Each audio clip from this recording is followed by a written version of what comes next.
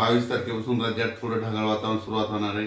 21 जानेवारी आज देखील राज्यात दुपारनंतर बऱ्याच ठिकाणी ढगाळ वातावरण राहणार आहे, म्हणून हा अंदाज लक्षात घ्यायचा. 21, 22, 23, 24 पर्यंत असंच राज्यामध्ये पूर्व विदर्भ, पश्चिम विदर्भ, दक्षिण महाराष्ट्र, उत्तर महाराष्ट्र, कोकणपट्टी, खानदेश सगळीकडं असं ढगाळ वातावरण राहणार आहे, म्हणून हा अंदाज सर्व शेतकऱ्यांनी लक्षात द्यायचा. त्याच्यानंतर राज्यामध्ये काय होणार आहे, 27, 28, 29च्या दरम्यान राज्यात थोडं पावसाचं वातावरण तयार होणार आहे, म्हणून हा अंदाज लक्षात द्यायचा. सांगायचं झालं तर मग ते पाऊस थोडंफार उत्तर महाराष्ट्राकडे देखील ठिबक येण्याची शक्यता आहे, म्हणून हे देखील पूर्वकल्पना म्हणून अंदाज सर्व शेतकऱ्यांनी लक्षात द्यायचा.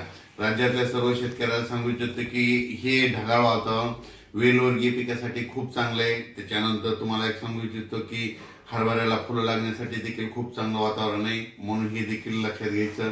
पण ह्या वातावरणामध्ये काय होणार, ढगाळ वातावरण राहत असल्यामुळं राज्यामध्ये धुई धुकं देखील राहतं. धुई धुक्यामुळे काय होतं की द्राक्ष बाग, डाळिंब शेतकऱ्याचं अतोनात खूप नुकसान होतं, म्हणून ही अंदाज सर्व शेतकऱ्यांनी लक्षात द्यायचा. कर्नाटक, नेपाळी जत ह्या भागातल्या शेतकऱ्याला, तंबाखू काढणाऱ्या शेतकऱ्याला सांगू इच्छितो की राज्यामध्ये आणखीन 26 तारखेपर्यंत असं ढगाळ वातावरण राहणार आहे, म्हणून हा अंदाज लक्षात. पण 28, 29 दरम्यान राज्यात वातावरण थोडं खराब होणार आहे, बिघाड होणार आहे, म्हणून हे अंदाज सर्व तंबाखू काढणाऱ्या शेतकऱ्यांनी सर्व अंदाज सर्व शेतकऱ्यांना लक्षात द्यायचा. वीट उत्पादकांना देखील हा अंदाज लक्षात द्यायचा, कारण की खूप काही असं मोठा पाऊस नाही, मागे जसा आलता ना तसा तुरळक ठिकाणी कुठेतरी थेंब येणार आहे, म्हणजे 28, 29, 30च्या दरम्यान, म्हणून हे अंदाज सर्व शेतकऱ्यांना लक्षात द्यायचा.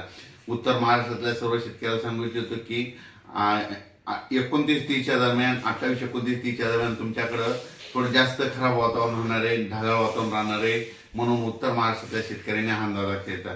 मग हे वातावरण कशामुळे खराब होणार आहे त्याचा एक तुम्हाला कल्पना देतो. काय झालं की वेस्टर्न डिस्ट्रिक्ट WD काय झालं, गुजरात, राजस्थान, पंजाब, हरियाणा, मध्य प्रदेश, उत्तर प्रदेश, तिकडे काय होणार आहे आता ह्यामध्ये 26 ते 30 दरम्यान, म्हणजे जानेवारीच्या शेवटच्या आठवड्यात त्या 5-6 राज्यामध्ये काही ठिकाणी बर्फवारी होईल, कुठं गारपीट देखील होईल, कुठं मध्य प्रदेशमध्ये, राजस्थान, हरियाणा, पंजाब, उत्तर प्रदेश तिकडे गारपीट होईल. पण त्यात असं काय होणार आहे, महाराष्ट्राला मग ढगाळ वातावरण राहील आणि तुरळक ठिकाणी मग क्वचित भागामध्ये कुठंतरी थिंब पडतील, म्हणून हा अंदाज सर्व शेतकऱ्यांनी पूर्वकल्पना म्हणून लक्षात घ्यायचा. म्हणजे सांगायचं झालं तर मग फक्त महाराष्ट्रामध्ये ढगाळ वातावरण तुरळक ठिकाणी 28, 29च्या दरम्यान कुठंतरी काही भागात अंशतः थिंब येण्याची शक्यता आहे, म्हणून हा अंदाज सर्व शेतकऱ्यांनी लक्षात द्यायचा.